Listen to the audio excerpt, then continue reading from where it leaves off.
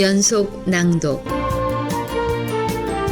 중국 선교사 김만식 목사 수기 해란강의 어부.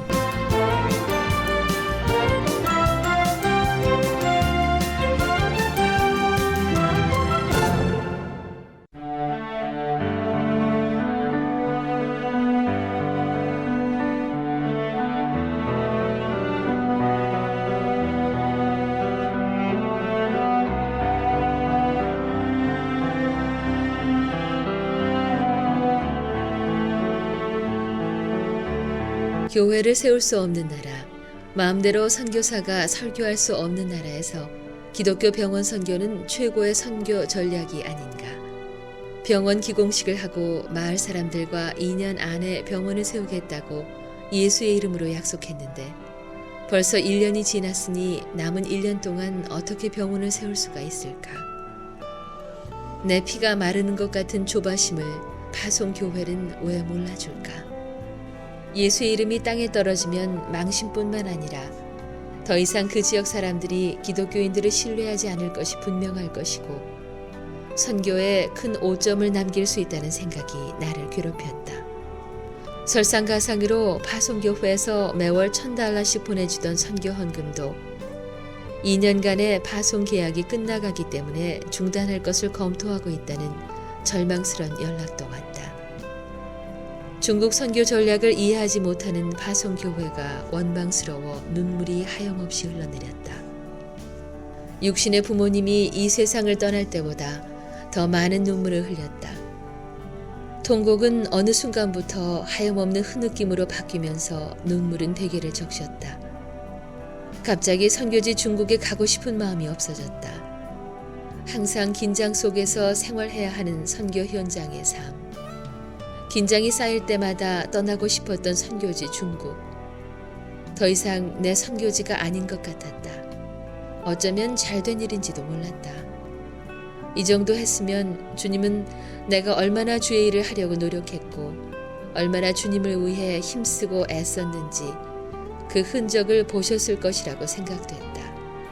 슬픔과 아쉬움 속에 흐느끼면서 잠이 들었던 나는 그날 밤에 2번 꿈을 꾸었다. 하나는 선교지 헵시바 찬양단들이 나를 애타게 찾고 있는 꿈이었고 또 다른 하나는 공신처소교회 강명숙 씨가 나를 한 번만 보고 죽었으면 소원이 없겠다고 내게 말하는 꿈이었다. 이상한 꿈이었다.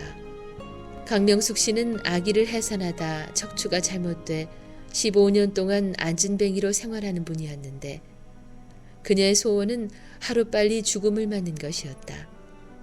남편은 10년 전에 집을 나가버렸고 17살 된 아들은 연길 감옥에서 수감 생활을 하고 있었다.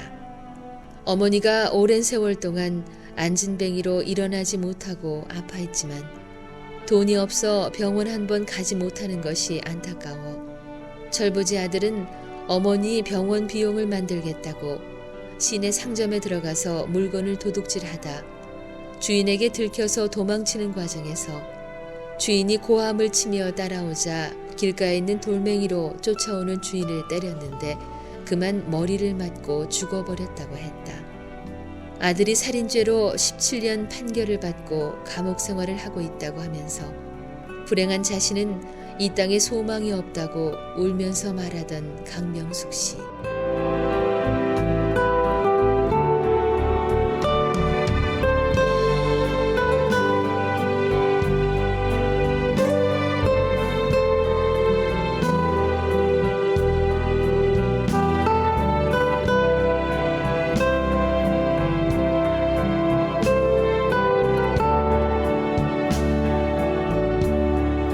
나는 중풍 환자들을 치료하는 침수를 가르치는 의사 한 분을 모시고 불쌍한 강명숙 씨를 찾아갔었다.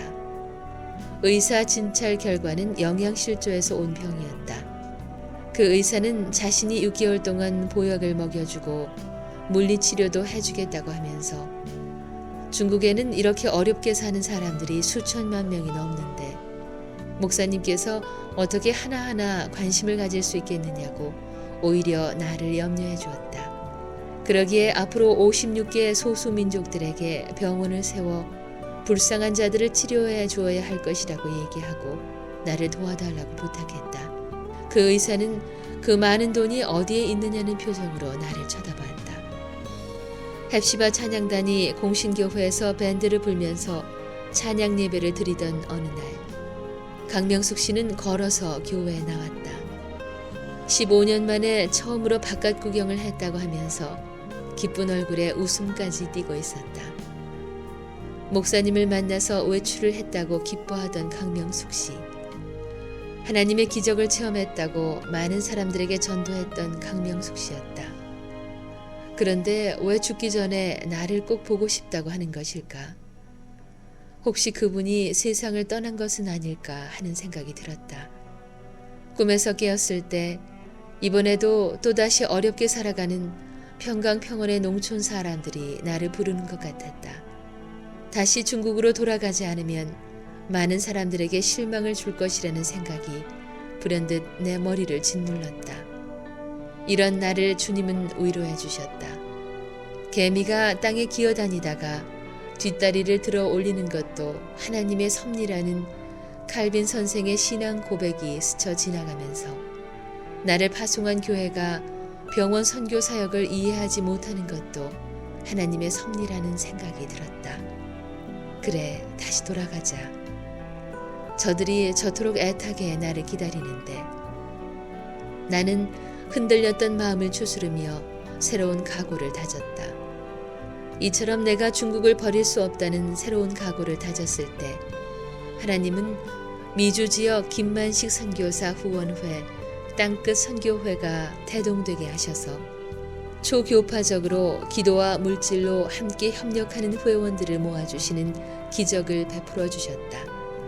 나를 파송한 교회에서 심호하시던 두 분의 장로님은 이제 그만 중국 선교를 포기하자는 일부 당회원들의 반대에도 불구하고 중국 선교를 버릴 수 없다는 분들이었다.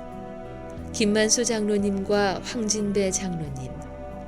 두 분 장로님의 기도의 힘은 내 중국 선교지의 기둥이 되주셨다.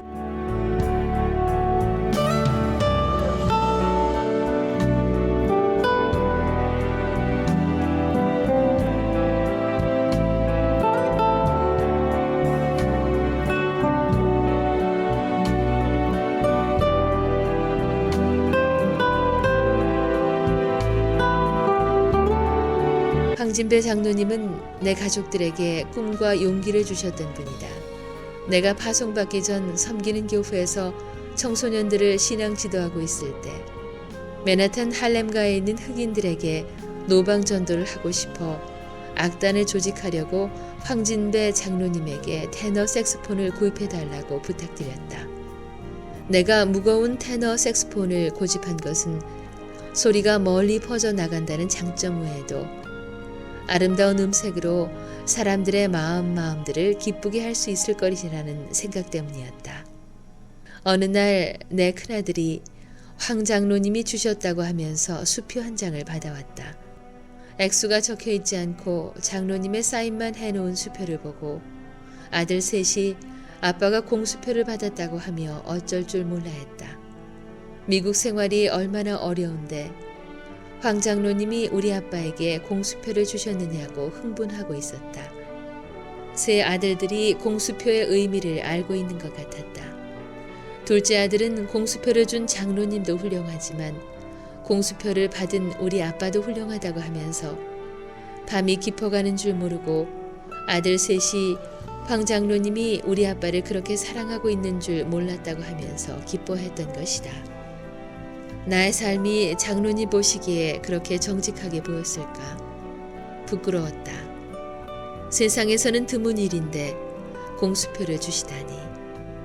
내가 잊어버린 공수표를 기억나게 하신 하나님. 황 장로님은 그렇게 나를 사랑해 주셨다. 공수표를 가지고 구입한 최고로 좋은 테너 색스폰. 은은하게 울려 퍼지는 그 악기 소리 속에는 기뻐하는 황 장로님의 얼굴이 어른거리고 있었다. 헵시바 찬양단들이 미국을 방문해 하나님 앞에 찬양 부르는 그날 테너 색스폰에 담긴 공수표의 아름다운 이야기를 말하리라. 김만수 장로님은 내가 파송교회에서 만난 분이었는데 온 성도들로부터 사랑을 받으면서 신앙생활을 하는 모습에서 주님의 인애가 충만함을 느꼈다. 모든 성도들의 마음을 편하게 해주고 위로해주고 도와주는 진실한 인품은 교회 부흥의 작은 동력이 되어주었다. 내가 선교사로 떠나는 날부터 새벽기도 시간에 장로님 가족들의 기도보다 제일 먼저 선교지와 부족한 종을 위해 기도해 주시는 장로님이셨다. 하나님은 그렇게 신실한 장로님 두 분을 만나게 해주신 것이다. 파송교회가 매달 $1,000씩 지원하던 선교비를 중단할 것을 생각하고 있을 때 염려 말고 기도만 하자고 하시던 두 장로님은 뉴욕 동부지역에서 땅끝 선교회를 설립하고 회장직과 사무총장직을 맡으시고 중국 선교지를 위해 한 사람이라도 더 회원에 가입하게 해달라는 눈물의 기도로 협력하고 계신다. 작은 종이 병원 모금운동을 떠나기 전 중국에서 40일 동안 작정 기도했던 응답이었다. 중국의 13억 인구의 영혼을 위해서 김만수 장로님과 황진배 장로님을 세우셔서 중국 선교 현장이 방대하게 넓혀질 수 있도록 섭리하셨던 좋으신 하나님께서 두 장로님의 선교의 열정과 사랑을 평광평원의 사람들의 마음속에 영원히 기억시켜 주실 것이다.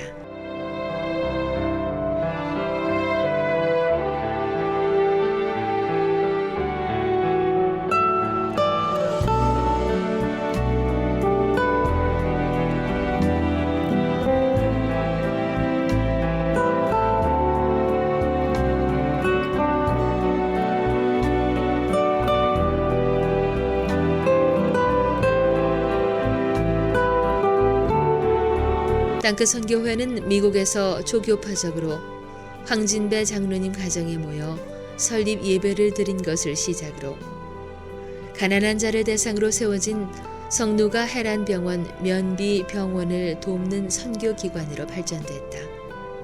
앞으로 중국 전 지역에 살고 있는 56개 소수민족들에게 선교병원이 세워질 때마다 병원의 살림은 땅끝 선교 회원들이 맡아서 해주실 것이라고 믿었다. 나는 선교회 설립을 보며 어디를 가나 하나님의 사람들이 준비되어 기다리고 있다는 것을 다시 한번 확인할 수 있었다. 선교지 중국에 들어오는 길에 한국 교회에 미련을 버리지 못해 다시 한국을 들렀을 때 뜻밖에도 미국에서 나를 가르쳐 주신 신학교 교수님을 만날 줄이야. 경건의 시간마다 설교하시면서 선교를 역설하셨던 목사님이기에 내 중국 선교를 이해하실 줄 믿고 중국 선교에 가장 적합한 병원 선교 전략을 얘기하고 한국 교계에 계시는 훌륭한 목사님들에게 호소해 줄 것을 간청드렸지만 내 이러한 소원에 대해 교수 목사님은 현지 사역 2년도 안 된 선교사가 무슨 일을 할 수 있다고 부탁을 하느냐며 도리어 질타를 하는 것이었다. 병원 선교는 간접 선교인데 간접 선교는 자신에게 흥미가 없다는 교수 목사님은 내 선교 전략 보고를 더 이상 듣기를 원하지 않으셨다.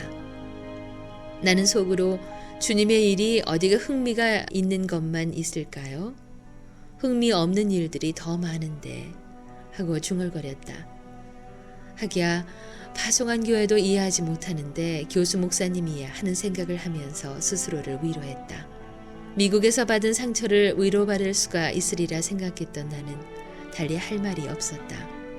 선교 경력이 짧은 목사가 무슨 일을 할 수 있겠나는 그분의 마지막 말을 듣고 자리에서 일어났다. 체험적인 신앙으로 성령의 역사를 기대하면서 걸어가는 모습들이 보이지 않아 안타까웠다. 기도원에 들어가서 실컷 기도하고 울고 나오면 속이 후련할 것 같아 기도원을 찾아갔다. 그런데 선교사가 된 것도 후회가 되었고 미국을 포기하고 중국에 들어온 것도 후회가 되어서 서러운 마음에 눈물만 흐를 뿐 기도가 나오지 않았다.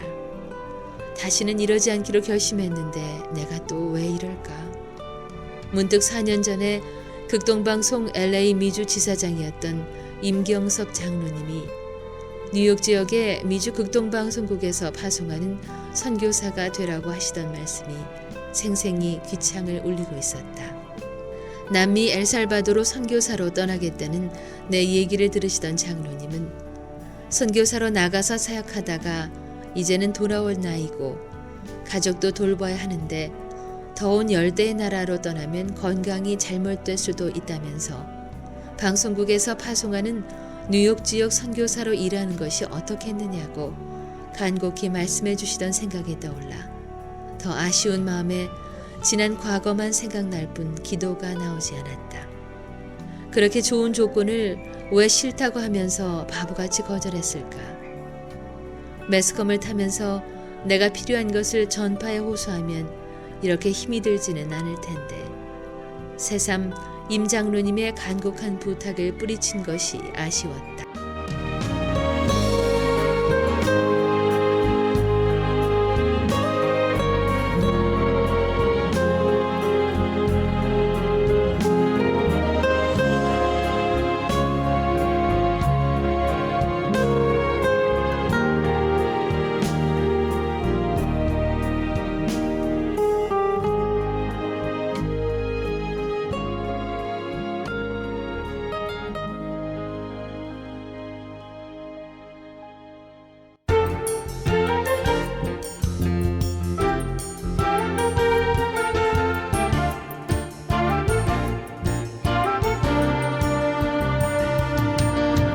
중국 선교사 김만식 목사 수기 해란강의 어부, 지금까지 이정은이었습니다.